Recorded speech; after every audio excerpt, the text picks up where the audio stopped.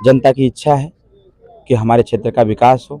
हमारे क्षेत्र की मूलभूत समस्याओं को सदन के अंदर कोई उठाने वाला व्यक्ति हो, जो सदन के अंदर उस बात को उठाते बिलोंग करते हैं ना, उनकी पार्टी का चरित्र ही है गुंडई वाला। जनता बता देगी कि 1 तारीख का हिसाब किताब क्या होने वाला है, और जनता इसी का हिसाब किताब बता करके उनको ठीक से समझा देगी। माननीय श्री अखिलेश यादव जी का मतलब उनका राष्ट्रीय अध्यक्ष, उनके पार्टी के नेता धकिया करके राष्ट्रीय से खुद ही पीछे रखे के ही राष्ट्रीय अध्यक्ष ने कहा कि लाठीचार्ज कर दो, लगे पीटने सब पुलिस वाले। मधुबन में आके भभके हैं और आजमगढ़ में जाकर के धीरे धीरे अब समाप्ति करा। 5 साल की विकास की जो पटकथा होगी ना, वह ऐसा लिखा जाएगा कि आने वाले लोग भी याद रखेंगे कि 2024 से 2029 के बीच में जो काम हुआ है वो काम देख। पूर्वांचल गुंडई के दम पर लोग चलाने का काम करते थे, आज ये गुंडे दोनों हाथ जोड़ के शरणम गच्छामि। सारी चीजें 5 साल के अंदर दिखेंगी, जो चीजें यहाँ की जनता, यहाँ के युवा, यहाँ के बच्चे देख। पढ़ाई लिखाई जितनी है ये सारी जनता के लिए समर्पित है। वही खनकते हैं जो अक्सर टूटे होते हैं,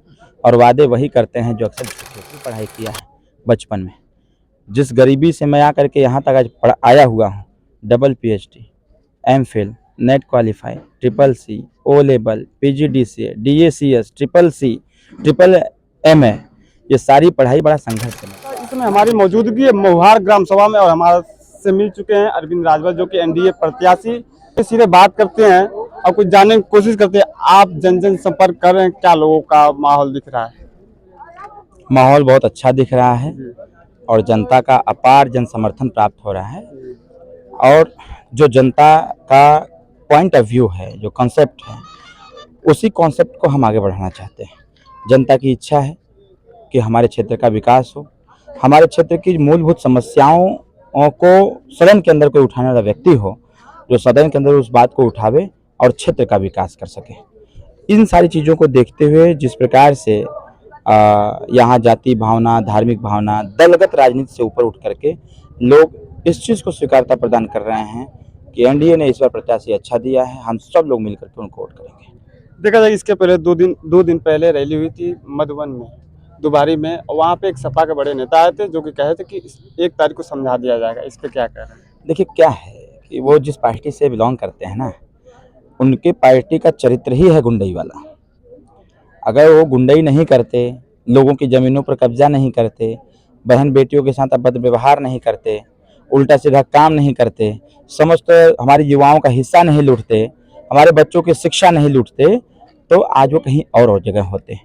ये जनता बता देगी कि 1 तारीख का हिसाब किताब क्या होने वाला है, और जनता इसी का हिसाब किताब बता करके उनको ठीक से समझा भी देगी कि यहाँ धमकी से वोट नहीं मिलते हैं। मैं बहुत पहले से कहा हूँ ना, मैंने जब चुनावी कैंपेन चालू किया था तो हमने अपनी जनता से आशीर्वाद लिया था, और उस आशीर्वाद को लोगों ने कहा था कि आत्मसमर्पण कर दिया, और हमने उसी दिन कहा था कि ये विपक्ष के लोग ये बतावें कि आखिर जनता से वोट मांगेंगे कैसे, मस्तक पर बंदूक रख करके, कि उनको लाठी से पीट करके, कि लाठी डंडे के सहारे से वोट लेंगे।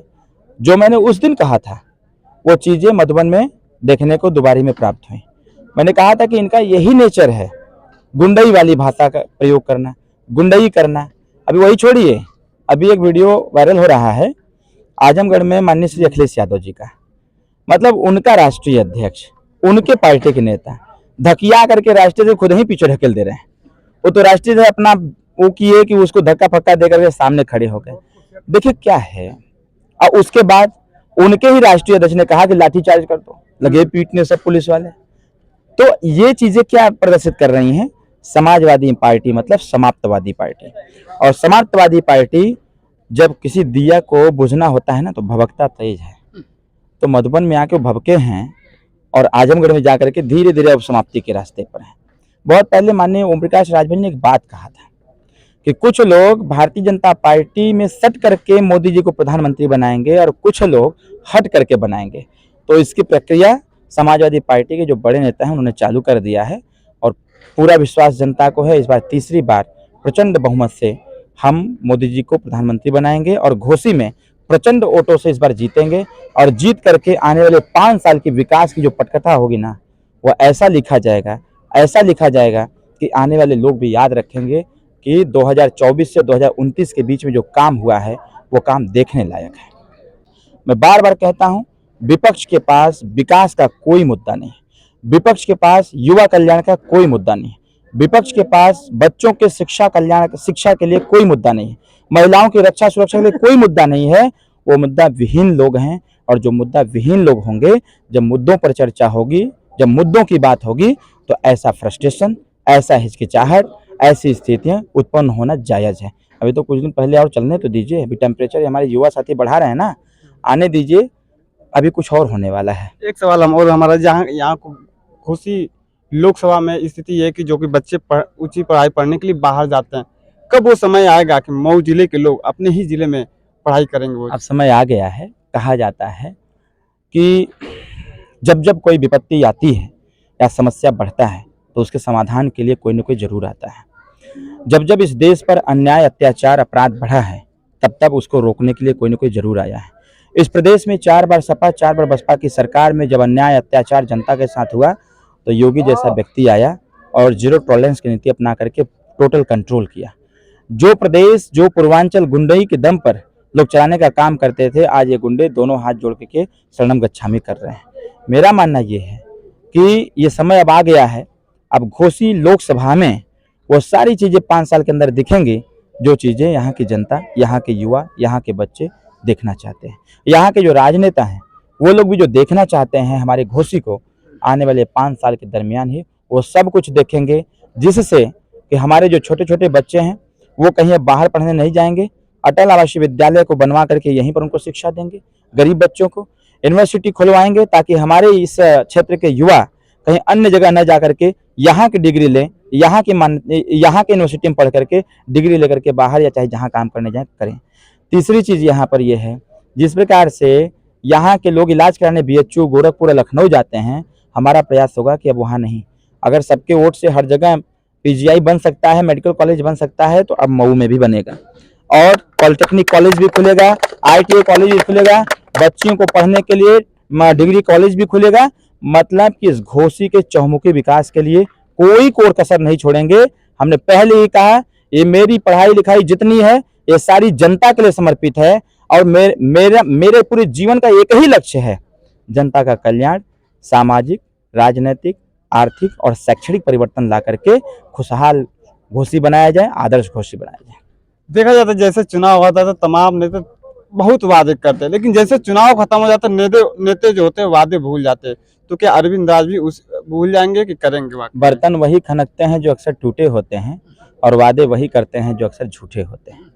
अरविंद राज वादा नहीं कर रहा है, वचन दे रहा है।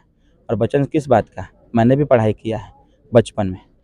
जिस गरीबी से मैं आकर के यहाँ तक आज आया हुआ हूँ, double PhD, MPhil, net qualify, CCC, O level, PGDCA, DACS, CCC, MA, ये सारी पढ़ाई बड़ा संघर्ष से मैंने किया है। तो उस संघर्ष को हम जानते हैं, इसीलिए हम चाहते हैं कि हमारी आने वाली जो नस्लें हैं, हमारे युवा हैं, जिस संघर्ष से हम यहाँ तक आए हैं, वैसा संघर्ष पढ़ाई के लिए न करना पड़े। इनको सारी चीज़ें व्यवस्थित मिले, सरकारी योजनाओं के तहत मिले, ताकि यहाँ के बच्चे अच्छी पढ़ाई लिखाई करके कहीं बाहर न जाएं। उसकी भी योजना है। 18 में मंत्री था लघु उद्योग विभाग का, योजना मैंने बनाया है। मैं बार बार बताता हूँ कि पूर्वांचल इतना पिछड़ा क्यों है, इसलिए क्योंकि पूर्वांचल में रोजगार के साधन नहीं। पूर्वांचल का युवा बाहर जाके दूसरे की फैक्ट्री चला सकता है। तो मेरा मानना है, अगर फैक्ट्री यहाँ लगे, कल कारखाने यहाँ लगे, तो यहाँ का युवा यहीं पर फैक्ट्री चलाएगा, यहीं पर काम करेगा, अपने परिवार के साथ रहेगा। और सिर्फ परिवार के साथ नहीं रहेगा, वो परिवार की तरक्की में भी योगदान देगा, इसके साथ साथ इस प्रदेश की इकोनॉमी को भी आगे बढ़ाने का काम करेगा। देखिए, कॉन्सेप्ट अगर क्लियर हो ना, अगर आपकी ड्राफ्टिंग सही हो और आपके विकास के एजेंडे सही हो, तो रास्ता मिलता चला जाता है। बस करने वाला व्यक्ति चाहिए। हमारे चैनल के माध्यम से क्या संदेश देना चाहते हैं? हम बस यही संदेश देना चाहते हैं, सब लोग मिलजुल कर रहे हैं। विपक्ष को एक संदेश और देना चाहते हैं, सादगी के साथ चुनाव लड़ें, खुशी खुशी चुनाव लड़ें, मस्ती में चुनाव लड़ें। ये इस चुनाव को अगर चुनौती समझ लेंगे, तो फिर तो कुछ न कुछ उल्टा सीधा करना ही पड़ेगा लोगों को। लेकिन इस चुनाव को मैं चुनौती नहीं समझता हूँ, इस चुनाव को मैं पर्व के तौर पर मनाने का काम कर रहा हूँ। इस पर्व के साथ, क्योंकि जब कोई पर्व मनाते हैं तो उसमें बहुत सारी चीज़ों की आवश्यकता होती है, तो वो सारी चीज़ें जनता के मन मस्तिष्क में है, वो सारी चीज़ों का संकलन किया जाए तो विकास के मुद्दे को लेकर के अरविंद राजभर लोकतांत्रिक पर्व को मनाने का काम कर रहा है। 1 तारीख को सब लोग छड़ी का बटन दबा करके अपनी अपनी जिम्मेदारी का निर्वहन करेंगे। 4 तारीख के परिणाम के बाद 10 तारीख को सरकार का गठन, उसके बाद काम चालू होगा अरविंद राजभर का। तो ये हमारे साथ जुड़े होते हैं एनडीए के प्रत्याशी अरविंद राजभर जी। तो आपको ऐसी वीडियो हर जगह से दिखाते रहेंगे, तब तक के लिए आप हमारे साथ जुड़े रहिएगा। कैमरामैन के साथ मैं मुनीर आलम।